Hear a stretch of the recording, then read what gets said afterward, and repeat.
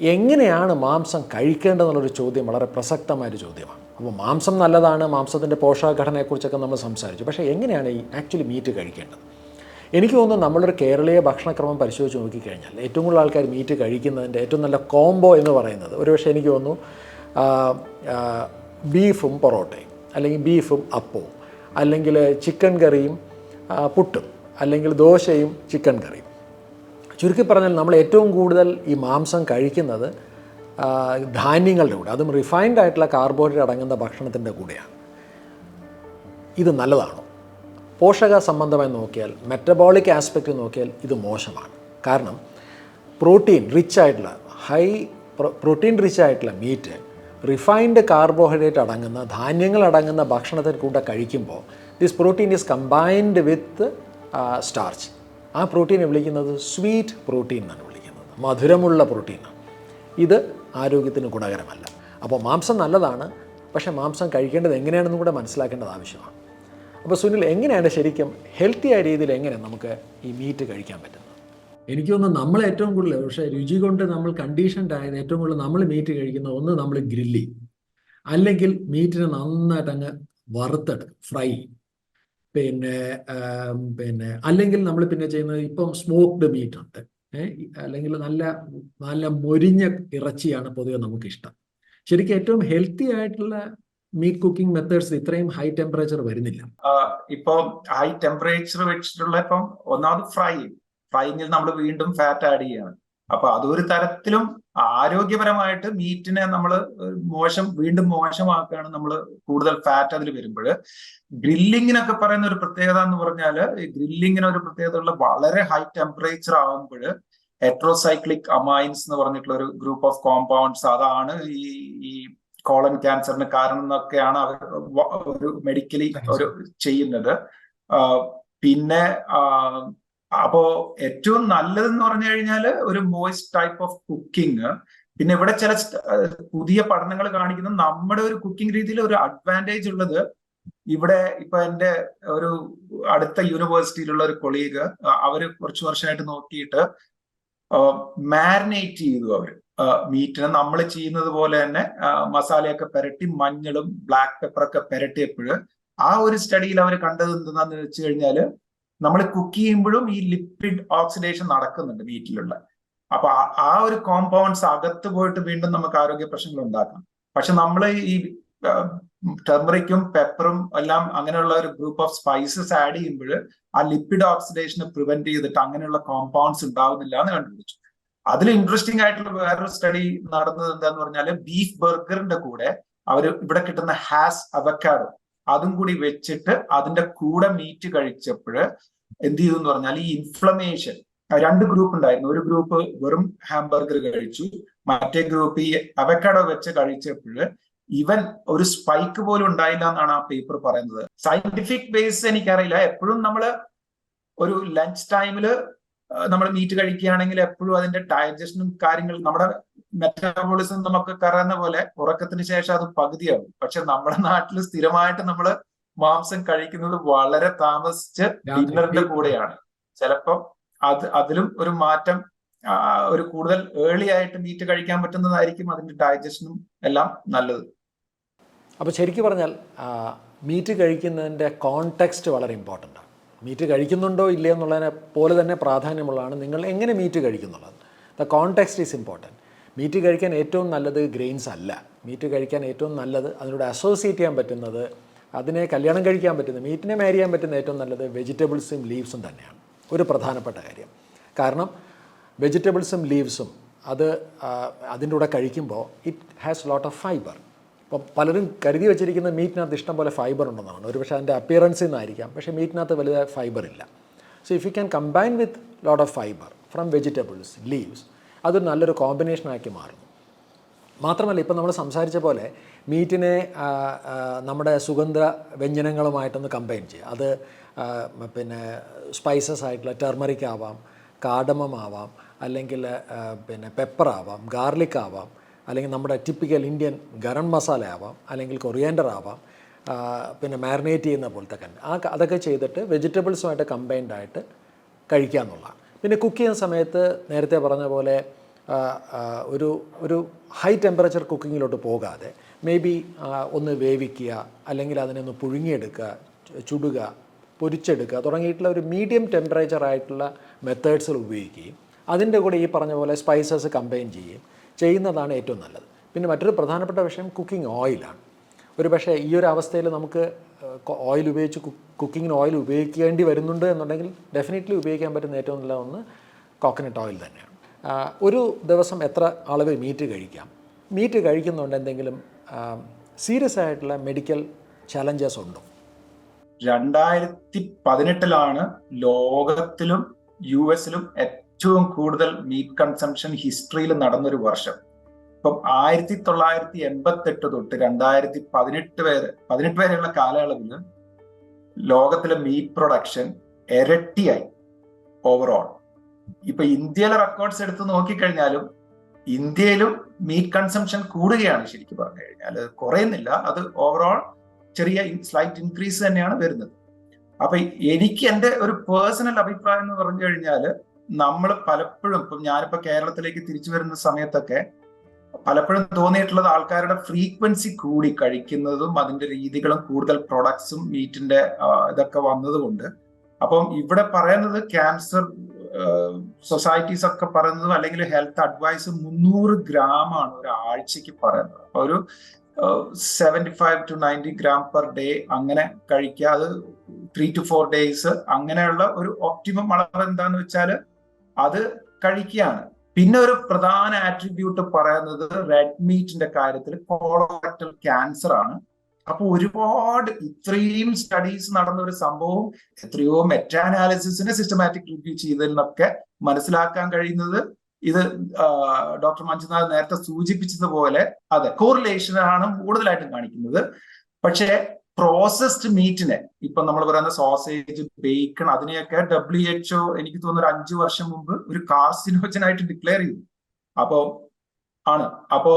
അതില് പ്രധാനമായിട്ടും നമ്മൾ നോക്കേണ്ടത് ഇപ്പൊ പ്രോസസ്ഡ് മീറ്റ് ഇന്ത്യയിൽ അതൊരു പ്രശ്നമല്ല. പക്ഷെ ഞാൻ അഡ്വൈസ് ചെയ്യുന്നത് പ്രോസസ്ഡ് മീറ്റിന്റെ അളവ് കൃത്യമായിട്ട് ചുരുക്കണം. കൂടുതലായിട്ടും നൈട്രോസമൈൻസ് എന്ന് പറയുന്ന ഒരു കോമ്പൗണ്ട് ആണ് അതിന് കാരണമായിട്ട് പറയുന്നത്. അപ്പൊ ഞാനത് ഒരുപാട് ഡിസ്കഷനിലൊക്കെ ഏർപ്പെട്ടതാണ് ഇവിടെയുള്ള മീറ്റ് സയന്റിസ്റ്റ് ആയിട്ടാണ്. അവർ പറയുന്നത് ആ അളവ് എത്തുന്നില്ല എന്നാണ് പറയുന്നത്, ആ ഒരു കോസ് ചെയ്യുന്ന അളവ്. പക്ഷെ ഇതിപ്പോഴും ഒരു കോൺട്രവേഴ്സി ആയിട്ട് തുടരുകയാണ്. പക്ഷെ നമുക്ക് ചെയ്യാൻ പറ്റുന്ന കാര്യം ഒപ്റ്റിമൈസ് ചെയ്യുക, നമ്മുടെ അളവ് ഏറ്റവും ആരോഗ്യത്തിന് ആവശ്യമുള്ള രീതിയിൽ കഴിക്കുക, കൂടുതൽ അളവ് കഴിക്കാതെ ശ്രദ്ധിക്കുക എന്നുള്ളത് തന്നെയാണ്. പക്ഷെ അതേസമയം നമ്മുടെ ഡയറ്റിൽ അത്യാവശ്യമായിട്ടുള്ള ഒരു ഭാഗം തന്നെയാണെന്ന് ഞാൻ വിശ്വസിക്കുന്നു മീറ്റ്. മറ്റൊരു പ്രധാനപ്പെട്ട ആസ്പെക്റ്റ് എന്ത് മീറ്റാണ് എന്നുള്ളത് ഇമ്പോർട്ടൻ്റ് ആണ്, അത് എങ്ങനെ കഴിക്കുന്നുള്ളത് ഇമ്പോർട്ടൻ്റ് ആണ്, അത് എങ്ങനെ പാചകം ചെയ്യുന്നുള്ളത് ഇമ്പോർട്ടൻ്റ് ആണ്. ഇതെല്ലാം വളരെ പ്രാധാന്യമുള്ള കാര്യങ്ങളാണ്. പക്ഷേ എന്തായാലും നിലവിലുള്ള ഒരു പഠനങ്ങളും കൺക്ലൂസീവായിട്ട് മീറ്റ് കഴിച്ചാൽ ഇന്നതുണ്ടാകും എന്ന് പറയുന്നില്ല. പക്ഷേ ഇപ്പം നമ്മൾ സംസാരിച്ച പോലെ കഴിക്കുന്നത് സുരക്ഷിതമാണോ, അതോടൊപ്പം തന്നെ ഹൈലി പ്രോസസ്ഡ് ആയിട്ടുള്ള മീറ്റുകളോട് പോകാതിരിക്കുക. മീറ്റ് കഴിക്കുന്നുണ്ടെങ്കിൽ ആസ് സച്ച് മീറ്റിൻ്റെതായിട്ടുള്ള നേരത്തെ പറഞ്ഞ പോലെ അത് ഒരു മസിൽ എങ്ങനെയാണ് മാംസമാവുന്നത്, ആ മാംസം അതിൻ്റേതായ ഗുണനിലവാരത്തോടു കൂടി നിശ്ചിതമായ അളവിൽ അധികം സംസ്കരിക്കാത്ത രീതിയിൽ കഴിക്കുന്നത് നമ്മളുടെ ഒരു തനതായ ഭക്ഷണക്രമത്തിൻ്റെ ഭാഗമായി മാറ്റുന്നത് തീർച്ചയായിട്ടും നല്ല ഒരു കാര്യം തന്നെയാണ്. ഇന്ന് മനുഷ്യൻ്റെ ജീവിതത്തിലെ വെല്ലുവിളികൾ മാറിക്കൊണ്ടിരിക്കുകയാണ്. ഒരുപക്ഷെ എനിക്കൊന്നും നമ്മൾ ഇന്നത്തെ കാലഘട്ടത്തിൽ നമ്മൾ നേരിട്ടുകൊണ്ടിരിക്കുന്ന എല്ലാവരുടെ സംബന്ധിച്ച് ഏറ്റവും പ്രധാനപ്പെട്ട വെല്ലുവിളി കാലാവസ്ഥയിലുണ്ടായ വ്യതിയാനങ്ങളും അതുമായിട്ട് റിലേറ്റഡ് ആയിട്ടുള്ള എൻവയറമെൻ്റൽ ഇഷ്യൂസുമാണ്. മാംസവും ഇതും തമ്മിൽ ബന്ധമുണ്ടോ? ജീവിതത്തിലെല്ലാവും ഇതുമായിട്ട് ബന്ധമുണ്ട്. പക്ഷേ തീർച്ചയായിട്ടും മാംസവും ഇതും തമ്മിൽ എത്രത്തോളമാണ് ബന്ധമുള്ളത്? അങ്ങനെയാണെന്നുണ്ടെങ്കിൽ നമ്മളുടെ ഭക്ഷ്യ സംസ്കാരവും കാലാവസ്ഥയും തമ്മിൽ എന്താണ് ബന്ധം? ഇതൊരു വളരെ വളരെ വളരെ ആഴത്തിലുള്ളൊരു ടോപ്പിക്കാണ്. എന്താണ് മീറ്റും ഇതും തമ്മിലുള്ള ബന്ധം? സുനിൽ ഒന്ന് ഷെയർ ചെയ്യാമോ? ഇതിന് പ്രധാനമായിട്ടും ഇപ്പോൾ നമ്മളിപ്പോൾ greenhouse gas emission, carbon dioxide എമിഷനിലൊക്കെ ഏറ്റവും അധികം നമ്പർ 1 കൾപ്രിറ്റ് ആയിട്ട് വരുന്നത് ലൈഫ് സ്റ്റോക്ക് പ്രൊഡക്ഷൻ ആണ്. അപ്പൊ അതില് കാര്യമുണ്ട്. കാരണം നമുക്ക് വേണ്ട അളവ് വെച്ച് നോക്കുമ്പോൾ ഒരുപാട് ഇപ്പൊ ഒരു ഫാക്ടറി ഫാമിംഗ് എന്നൊക്കെയുള്ള രീതിയിലൊക്കെ വളർത്തുന്ന രീതിയിലാണെങ്കിൽ നമ്മളുടെ ഡിമാൻഡ് വെച്ച് നമ്മൾ വളർത്തുമ്പോൾ അതിന് വേണ്ട റിക്വയർമെന്റ്, വാട്ടർ റിക്വയർമെന്റ്, പിന്നെ ഇതിൽ നിന്നുള്ള മെത്തേൻ, ഗ്യാസ് എമിഷൻ, ലൈഫ് സ്റ്റോക്ക് അതെല്ലാം കോസ് ചെയ്യുന്നുണ്ട് എന്നുള്ളതിന് യാതൊരു സംശയവും ഇല്ല. പക്ഷേ അതിന്റെ ഇപ്പൊ ഞാൻ ഇതിനു മുമ്പ് സൂചിപ്പിച്ച പോലെ ഇപ്പം ആമണ്ട് മിൽക്കാണ് ഇവിടെ കുടിക്കുന്നത് വീഗൻസ് ഒക്കെ. പക്ഷെ ഇവിടെ കാലിഫോർണിയയിൽ ഡ്രൗട്ട് നേരിടുന്നത് ഈ ആമണ്ട് അഗ്രികൾച്ചറുമായിട്ട് റിലേറ്റഡ് ആണെന്ന് പറയുന്നു. അപ്പൊ അത് നമ്മൾ അതിനെ മാത്രം ഒഴിച്ചു നിർത്തി പറയാവുന്ന ഒരു സംഭവമായിട്ട് എനിക്ക് തോന്നുന്നില്ല. പക്ഷെ അതിൽ ഒരു ആസ്പെക്ട് ഉണ്ട്, അതിനെപ്പറ്റി നമ്മൾ ചിന്തിക്കേണ്ടത് ഒപ്റ്റിമൈസേഷൻ. അതായത് ഇപ്പൊ ഒരു എക്സാമ്പിൾ ഞാൻ പറയാം. ഇപ്പൊ അമേരിക്കയിൽ ഞാൻ നേരത്തെ ഒരു കണക്ക് പറഞ്ഞു, 300 ഗ്രാം പെർ വീക്ക് ആണ്. അമേരിക്കയിലെ per capita consumption of meet per day 348 grams ആണ് ഒരു ദിവസം. അപ്പോ പെർ ഡേ, ഒരു വീക്കിനെ എന്തിനേക്കാട്ടും കൂടുതലാണ് ഒരു ഡേ അമേരിക്കയിൽ കഴിക്കുന്നത്. അപ്പോ ഇപ്പോ ഞാൻ പറയാം, ഇവിടെ എത്രയാ പറയാ 500,000 ബേർഡ്സിന് ഒരു ദിവസം സ്ലോട്ടർ ചെയ്യുന്ന പ്ലാന്റ്സ്, എത്രയോ പ്ലാന്റ്സ് ഉണ്ട്. എന്നിട്ടും നമ്മൾ US ഇമ്പോർട്ട് ചെയ്യേണ്ടി വന്നു ചൈനയിൽ നിന്ന് ചിക്കനെ. അപ്പോ ഇവിടുത്തെ ഹ്യൂജ് എന്താ പറയാ കൺസംഷൻ ആണ്. അപ്പൊ ഈ എൻവയോൺമെന്റൽ സയന്റിസ്റ്റ് പറയുന്നത് നമുക്ക് മീറ്റ് വീണ്ടും അതിൽ തന്നെ നിർത്തണമെങ്കിൽ ഒരു 90 ഗ്രാം പെർ ഡേ എങ്കിലും ആക്കി മാറ്റണം. ഈ 348 നമ്മളെ ഇൻഡസ്ട്രിയലൈസ്ഡ് നേഷൻസിലുള്ള ആ പെർ ക്യാപിറ്റ കൺസംഷൻ കുറയ്ക്കുക തന്നെ വേണം എന്നുള്ളത് തന്നെയാണ് വളരെ സ്ട്രോങ് ആയിട്ട് വരുന്നത്. അങ്ങനെ നോക്കിയാൽ സുനിൽ പറയുന്ന വെച്ച് നോക്കിക്കഴിഞ്ഞാൽ കാലാവസ്ഥാ സംബന്ധമായ കാരണങ്ങൾ കൊണ്ടും അതോടൊപ്പം തന്നെ വ്യക്തിപരമായി ഒരു വ്യക്തിക്ക് ആരോഗ്യകരമായിട്ട് മാംസം കഴിക്കാവുന്ന അളവിനെ വെച്ച് നോക്കിക്കഴിഞ്ഞാൽ ശരിക്കും ആക്ച്വലി പിന്നെ US ടാർഗറ്റ് ചെയ്യുന്നത് ഒരു ദിവസം കഴിക്കുന്ന മാംസത്തിന്റെ അളവിനെ കുറയ്ക്കുക എന്നുള്ളതാണ് ഇപ്പോഴത്തെ ഒരു സമീപനം, അല്ലെ? അതെ, ശരിക്കും ഞാനത് തന്നെയാണ് പറയുന്നത്. ഞാൻ ഒരു ഒപ്റ്റിമം ആയിട്ട്, ഞാനൊരു മൊറേഷ്യസ് മീറ്റ് ഈറ്റർ ഒന്നും അല്ല. ഞങ്ങൾ വളരെ കരുതി മീറ്റ് ഈറ്റിംഗ് ഹാബിറ്റ് എങ്ങനെയൊക്കെയാണ് എനിക്ക് അതറിയാൻ താല്പര്യം. ഞങ്ങളിവിടെ അങ്ങനെയെന്ന് പറഞ്ഞാൽ ഞങ്ങൾ വല്ലപ്പോഴും റെഡ് മീറ്റ് മേടിക്കും, ഗ്രൗണ്ട് മീറ്റ് മേടിക്കും, വല്ലപ്പോഴും മേടിക്കും. അല്ലെങ്കിൽ ഒരു ബർഗറാണ് എനിക്ക് ഏറ്റവും ഇഷ്ടപ്പെട്ട ഒരു ഫുഡ്. അമേരിക്കൻ ഫുഡ് എന്ന് പറയുന്നത് ഒരു ബർഗറാണ്. നമ്മൾ വിശന്നിരിക്കുമ്പം അത്രയും ഒരു സെറ്റായിട്ട് ഫീൽ ചെയ്യുന്ന ഒരു ഫുഡ് വേറെ ഇല്ല. നല്ലൊരു ഹെവി ബർഗർ, അങ്ങനെ വല്ലപ്പോഴും ബർഗർ കഴിക്കും. ചിക്കൻ ആഴ്ചയിൽ 2 ദിവസം മേടിച്ച് കഴിക്കും. പക്ഷെ അഗെയിൻ ഞങ്ങൾ ക്വാണ്ടിറ്റി കഴിക്കുന്നതിൽ വ്യത്യാസമുണ്ട്. പിന്നെ പലപ്പോഴും അതിന്റെ കൂടെ ഒരുപാട് ലീഫി വെജിറ്റബിൾസും അതെല്ലാം ചേർന്നിട്ടാണ് കഴിക്കുന്നത്. നേരത്തെ കഴിക്കാൻ നോക്കും. പക്ഷെ മീറ്റ് ഒരിക്കലും അങ്ങനെ ഒഴിവാക്കിയിട്ടില്ല, ഡയറ്റിൽ നിന്ന് ഇതുവരെ ഒഴിവാക്കിയിട്ടില്ല. അതോടൊപ്പം എനിക്ക് തോന്നുന്നു എൻ്റെ ഒരു എത്തിക്കൽ ആസ്പെക്ട്സ് ഒന്ന് പറയാം. മൃഗങ്ങളെയും പക്ഷികളെയും കൊന്നു കഴിക്കുക എന്നുള്ളതൊരു അതിന്റെ ഒരു ക്രൂവൽറ്റി, ആ ആസ്പെക്റ്റും കൂടെ ഒന്ന് പറഞ്ഞാൽ എനിക്ക് തോന്നുന്നു ഈ ഡിസ്കഷൻ കംപ്ലീറ്റ് ആവും. അതൊരു എനിക്ക് വളരെയധികം ഇൻട്രസ്റ്റ് ഉള്ള വേറൊരു ടോപ്പിക്കാണത്. കാരണം ഞാൻ ഒരു സ്ലോട്ടർ ഹൗസിൽ, ഞാൻ പറഞ്ഞില്ല മീറ്റ് ടെക്നോളജി യൂണിറ്റിലുള്ളപ്പോൾ നമ്മള് ഇപ്പോ ഹ്യൂമെയിൻ സ്ലോട്ടർ എന്നാണ് അതിന് പറയുന്നത്. സയന്റിഫിക് സ്ലോട്ടർ എപ്പോഴും ഹ്യൂമെയിൻ ആണ്. നമ്മൾ ആ ക്യാപ്റ്റീവ് ബോൾ പിസ്റ്റളോ അല്ലെങ്കിൽ അങ്ങനെ ഇലക്ട്രിക് സ്റ്റണ്ണിങ് ഒക്കെ വെച്ചിട്ട് ഈ മൃഗങ്ങളെ കംപ്ലീറ്റ് ആയിട്ട് ബോധം കെടുത്തിയതിന് ശേഷമാണ് നമ്മൾ അതിനെ കഴുത്തറക്കുന്നത്. അപ്പൊ അതിന് വേദന അറിയില്ല. അതാണ് നമ്മൾ ശാസ്ത്രീയപരമായിട്ട് അതിന് ചെയ്യേണ്ട കാര്യം. പക്ഷെ ഒരു സെന്റിമെന്റൽ ആയിട്ട് അതിനെ നോക്കുകയാണെങ്കിൽ നമ്മുടെ ഏതൊരു ഭക്ഷണം എടുത്താലും അതൊരു ലൈഫ് ഫോം ആയിരുന്നു, അല്ലെ?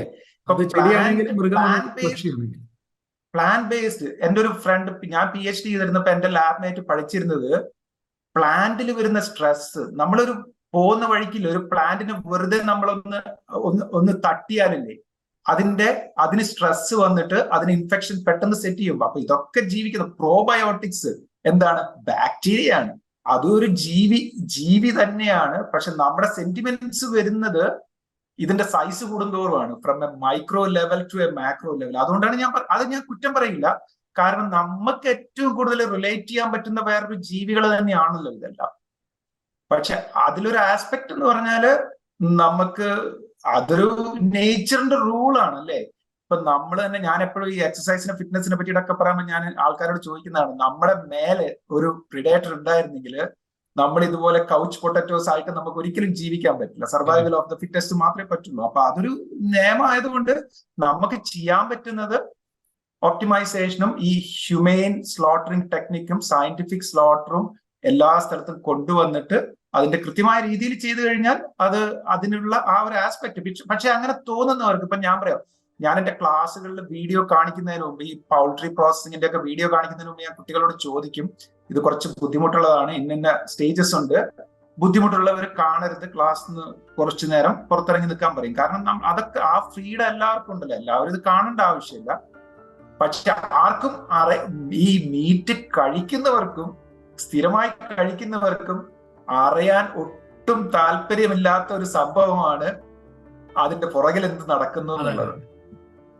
അതെ, അതൊരു വളരെ ഇൻട്രസ്റ്റിംഗ് ആയിട്ടുള്ള ഒരു ആസ്പെക്ട് ആണ്. കുറച്ചുകൂടി ഒരു വൈഡർ ആംഗിൾ കാണുമ്പോൾ ശരിക്കും സോയിൽ ആയിക്കോട്ടെ, സോയിൽ, പ്ലാന്റ്സ്, അനിമൽസ്, മെൻ എന്ന് പറയുന്നത്, അപ്പോൾ അത് തമ്മിലുള്ളൊരു കണക്ടിവിറ്റി, അതിൻ്റെ ഒരു സർക്കിൾ ഓഫ് ലൈഫ്. ഇവിടെ എനിക്ക് തോന്നുന്നത് സുനിൽ പറഞ്ഞ ഒരു കാര്യം, ഒപ്റ്റിമൈസേഷൻ, എല്ലാറ്റിനും ഒരു ബാലൻസ് ഉണ്ടാവുക. അതുപോലെ വളരെ പ്രധാനപ്പെട്ട ഒരു situation, finally it should end up with something called a win win win situation. എല്ലാവരും വിജയിക്കുന്നു അല്ലെങ്കിൽ ആരും തോക്കുന്നില്ല എന്ന് പറയുന്നൊരവസ്ഥയായിരിക്കും ഇതിൻ്റെ ഐഡിയൽ ആയിട്ടുള്ളൊരു സിനാരിയോ. അപ്പോൾ ഈ ഒരു അർത്ഥത്തിൽ മീറ്റിനെ കാണാനും അതിൻ്റെ ഭക്ഷണം എന്ന് അല്ലെങ്കിൽ ഒരു ഭക്ഷ്യവസ്തു രീതിയിൽ മീറ്റിനെ കറക്റ്റായിട്ട് പ്ലേസ് ചെയ്യാൻ സാധിക്കുക എന്നുള്ളത് മാത്രമാണ് ഇവിടെ നമുക്ക് വേണ്ടത്. അല്ലെ എല്ലാറ്റിനെയും അകറ്റി നിർത്തുക എന്നുള്ളൊരു എക്സ്ട്രീം അപ്രോച്ചും നല്ലതല്ല. അത് തന്നെയാണ് എനിക്ക് തോന്നുന്നത്. കാരണം ഇപ്പൊ നമ്മൾ ഈ ചെറിയ പോക്കറ്റ്സിൽ, വലിയ വലിയ സിറ്റീസിലും കോസ്മോപോളിറ്റൻ സിറ്റീസിലൊക്കെ നമുക്ക് മീറ്റിനെതിരായിട്ടും ഈ ക്ലൈമറ്റിനെ പറ്റിയൊക്കെ സംസാരിക്കുന്നുണ്ടെങ്കിലും മീറ്റ് എല്ലാ കൾച്ചറിലും മീറ്റാണ് നമ്പർ 1 ഡെലിക്കസി. ഇപ്പൊ ഞാനൊരു കോൺഫറൻസിന് പോവുകയാണെങ്കിൽ ഇവിടെ ബുഫേ ഡിന്നർ ആണെങ്കിൽ ഏറ്റവും കൂടിയ ലൈന് നിൽക്കുന്നത് ആ റോസ്റ്റ് ബീഫിന്റെ സ്ലൈസ് കിട്ടാൻ വേണ്ടി ആൾക്കാർ വേണമെങ്കിൽ 1 മണിക്കൂർ വേണമെങ്കിൽ ക്യൂവിൽ നിൽക്കും. അപ്പൊ മീറ്റ് എപ്പോഴും ഒരു അട്രാക്ഷൻ കൊടുക്കുന്ന ഒരു നമ്മുടെ ഡയറ്റിൽ ഒരു ഐറ്റം ആണ്.